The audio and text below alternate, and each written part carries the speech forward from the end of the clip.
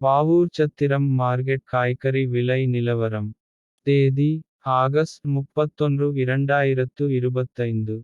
வெண்டைக்காய் 30 ரூபாய். சீனியவரைக்காய் 60 ரூபாய். புடலங்காய் 30 ரூபாய். அவரைக்காய் 18 ரூபாய்.